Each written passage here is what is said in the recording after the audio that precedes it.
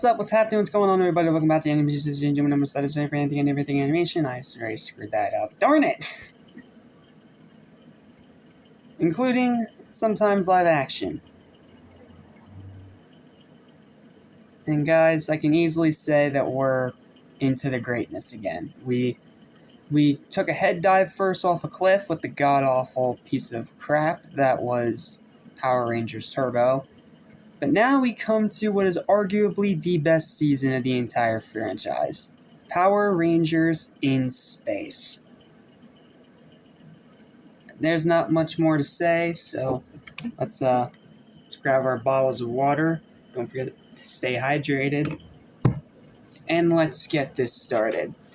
So let's start off with our main cast. We have Cassie and Ashley, who are still the pink and yellow ranger. Carlos is still the Black Ranger instead of the Green Ranger, and TJ is now the Blue Ranger. And then for the new cast members, we have Andros, the new Red Ranger, played by Christopher Kamen Lee, arguably one of the best Red Rangers of all time. And there's also Zane, the Silver Ranger, played by Justin Nimmo. And then we have the crossover characters. There's a lot of them. Let's start off with probably the most well-known of the bunch, the Teenage Mutant Ninja Turtles. We have Leonardo, played by Michael Rice, Michelangelo, played by Tony Oliver, Donatello, played by Ezra Rice. I don't know if Michael and Ezra are related or not. Raphael, played by Derek Stephen Prince, and Venus de Milo, voiced by Tiffany Christian. I hope I'm pronouncing that right. And yeah, Venus is in here because this is a crossover with Next Mutation. It's even on one of the Shout Factory DVDs. So, yeah. As for my thoughts on the actual season, well, let me know if you want me to talk about it, and I'll take an episode or two of some kind of Turtles-themed month to talk about it. Sound good? Alright. Moving on. Next, we have the Legacy Rangers. We have Mighty Morphin Black. We have Adam returning for one episode, played by Johnny Bosch again, in amazing long hair. Then we have Justin, the Blue Turbo Ranger, played by Blake Foster. He's back again for one episode. And then in Countdown to Destruction, we see cameos from Trey, played by Brad Hawkins as the Gold Ranger. The Phantom Ranger returns as well, played by Ali Afshar. And even Blue Centurion returns, played by David Walsh. So, yeah. And as when I say Gold Ranger, I mean Gold Zeo Ranger, not, you know what I mean. And if that wasn't enough, we also have, in Countdown to Destruction, there's also the Alien Rangers. So, Orko, Delphine, Tadeus, Sestro, and Corcus are all here as well.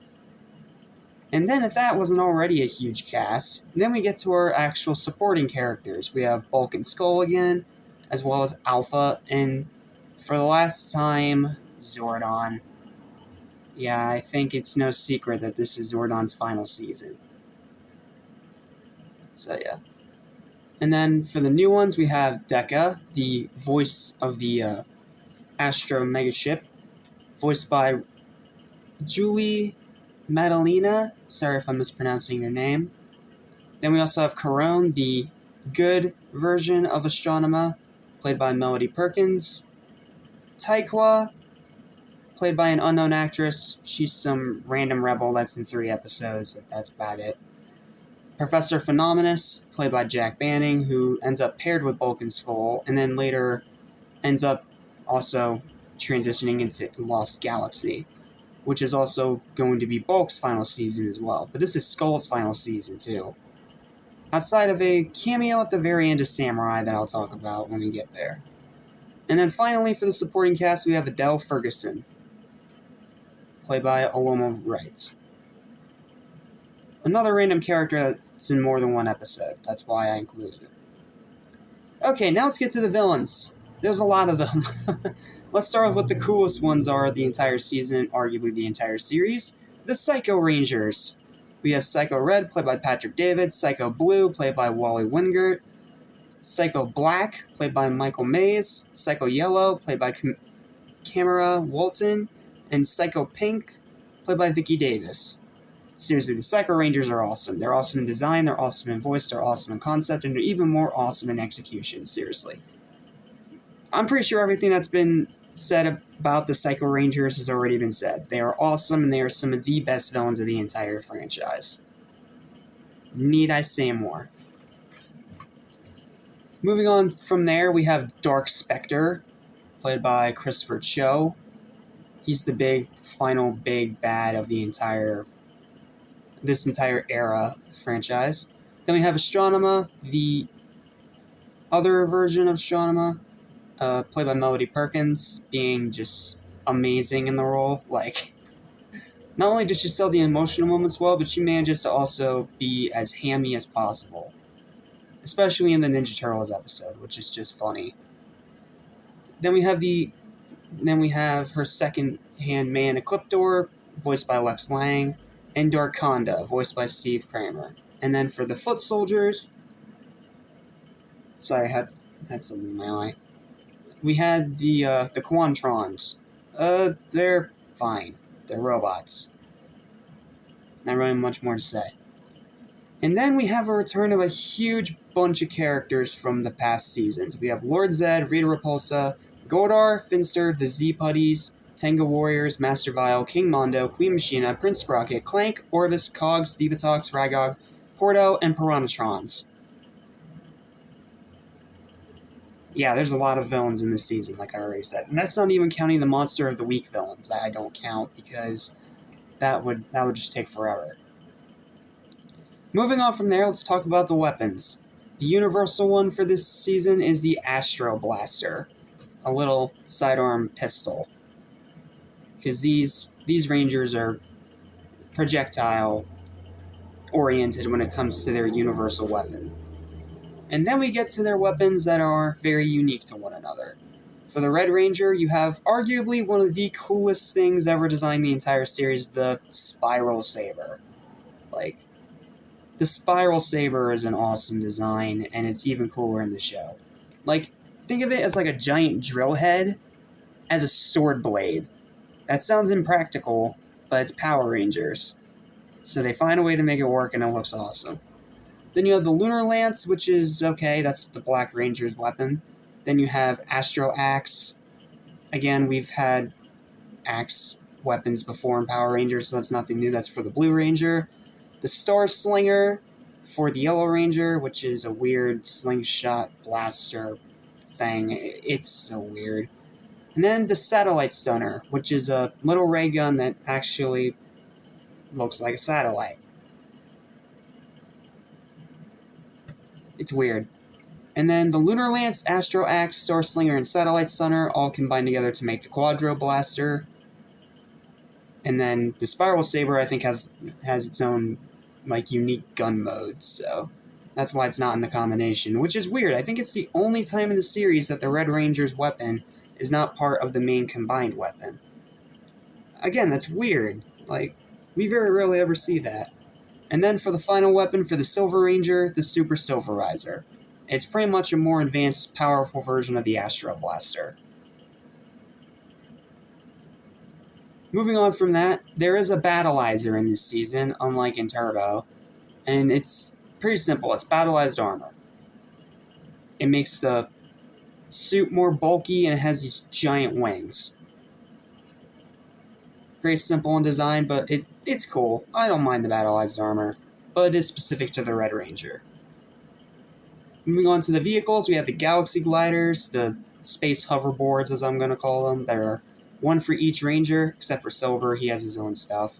Then there's the Mega Tank, which is only in one episode that helps the Rangers get to a certain destination, and then it just flat out disappears.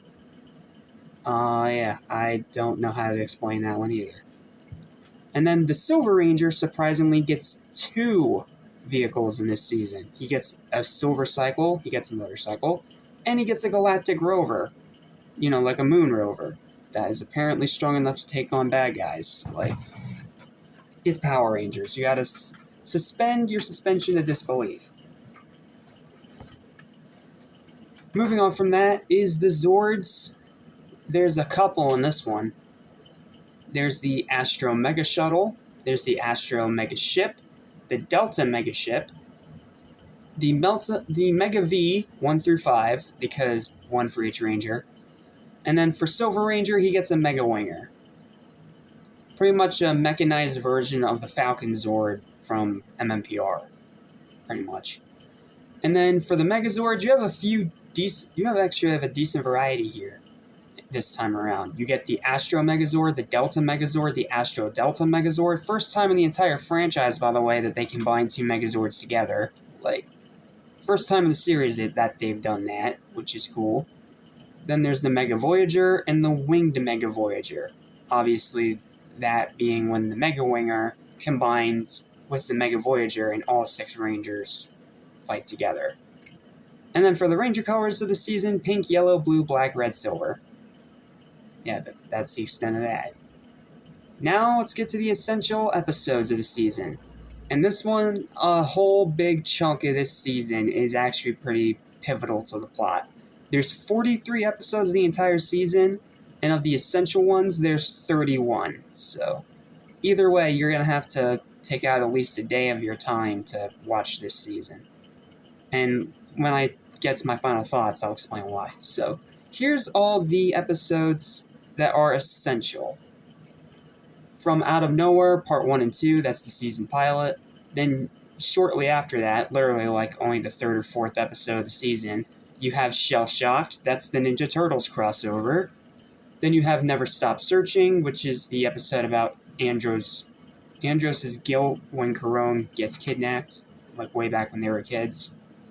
Wasp with a Heart, that's the Friendly Monster episode. Then you have Delta Discovery, it's the intro of the Delta Megazord. Then Beryllium Sting, which is part of the Darkonda arc. And then also for the Darkonda arc is TJ's Identity Crisis, Flashes of Darkonda, and Ranger's Mega Voyage. It's a 4-part arc. So, yep, there's that. And then there's True Blue to the Rescue. That's the Turtle crossover where Justin comes back for a brief minute. But the writing's a lot better in this season, so he's not a terrible character anymore, thankfully. Then you get to the Silver Ranger episode, Survival of Silver, which is his introduction, and Silver's Secret, when Zane kind of lies to the team in a way. You'll understand what I mean when you watch the episode. Then you have arguably one of the best episodes of the entire season, Always a Chance. This is the crossover with Mighty Morphin Black, when Adam comes back to help Carlos. Then you have the 4-part, well, technically 5-part, Astronema arc. This is when we find out her origin, and she goes into where she is at the finale of the entire series. Those episodes are Secret of the Locket, Astronema Thinks Twice, Ranger's Leap of Faith, Dark Spectre's Revenge Part 1, and Dark Spectre's Revenge Part 2. So, yeah, that's a 5-episode little mini arc. And then you have the Psycho Ranger arc to literally follow right after that. You have Rangers Gone Psycho, Carlos on Call, Rift and the Rangers, 5 of a Kind, Silence is Golden, and Enemy Within. Yeah, the Psycho Rangers are so awesome, they get their own 6-episode arc. That's awesome. And then you have the Secret City arc, which is Mission to Secret City and Ghosts in the Machine. And this is also when the Psycho Rangers come back again as ghosts, and then they save the Rangers because only they can want to destroy them. So they save the Rangers just so they can kill them. And then it leads to the final demise of their psychos, at least until Lost Galaxy. But I'll get more into that tomorrow. That's a great crossover, by the way. Then we have Impenetrable Web. This is when things start going in motion for the grand finale of the season. Then you have Line in the Sand. That's the last regular episode before the finale. And then you have the 2-part finale of the season and the entire first Zordon era of the franchise, Countdown to Destruction. It is the finale of the season. It is the finale of an entire era of the franchise. And it has Zordon's final episode. Yeah. I think that more than enough explains everything. So, I'm not going to say exactly why it's Zordon's last episode. You just gotta watch it. You gotta watch it for yourself. I'm not going to allow the impact to be spoiled. You gotta see it for yourself and witness it for yourself. Okay, so that's all the analytical stuff out of the way. Let's talk about my overall thoughts on the season. Love it. If this was the end of Power Rangers, it would have gone out on a massive bang. Like, this is arguably one of, if not the best season of the entire franchise. And not only that, it literally saved the franchise. Like, because of what happened with Turbo, In Space was going to be originally the final Power Rangers season. So they went all out and closed all the storylines of every single season of Power Rangers up to this point. From Mighty Morphin, Zeo, Turbo, and even Alien Rangers. They did their homework, and they also put more effort into the writing, into the production, and into the overall story they were trying to tell. They wanted to make a space opera. They succeeded with flying colors. And as for the suit designs, I really like them. They are a bit simplistic, arguably, but I think they're cool. They give this outer space feel, even though the solar panel thing on their heads, that's always bothered me a little bit with these designs, but it's not outright bad. It's just a little weird thing. But it still looks cool. And I also like how they have this one little stripe across their chest that has the squares of each color of the team in its subsequent order. Like, that's a really nice touch. Also, no molded mouth, but they still have the silver thing. Thank you, that's a nice compromise. But, yeah. In Space is an incredible season of Power Rangers, and while it's not my personal favorite, we're going to get to that one a few days down the line. It's still up there and by far a top 5 best of the entire franchise. It saved the franchise from going extinct, and it revitalized it even more than it ever did before.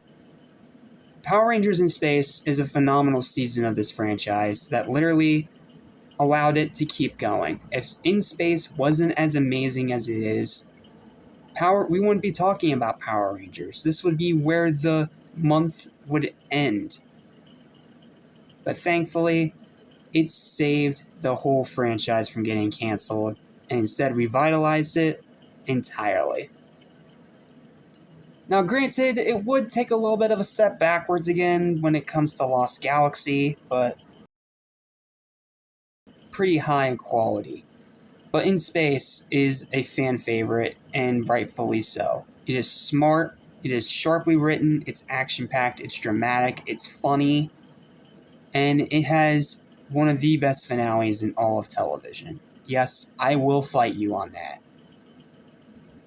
I have nothing more to say, so let's just go ahead and get to the final verdict before this video becomes so long that the views suffer in the process. Final verdict for Power Rangers in Space is the first of only a few 10 out of 10s. Yes, 10 out of 10. The first perfect season of Power Rangers, in my personal opinion. Even the episodes I didn't list are still worth watching. Trust me, just go through the entire season. But if you don't have the time to, at least watch the 31 essential episodes that I listed. And yes, I know including the crossovers here as essential is a bit of a stretch, but you know what? I love the episodes and I want you to watch them too. So, yeah, I got nothing more to say, guys. Thank you guys so much for watching. Remember to like, share, and subscribe. And let me know your thoughts on In Space down below. Do you love it as much as I do and as much as probably the rest of the fan base does? Or are you one of those people that's more a bit on the fence? Let me know down in the comments section below. But until then, thank you guys for watching. I'm Jack Small of Anime Station. I'll see you tomorrow for Power Rangers Lost Galaxy.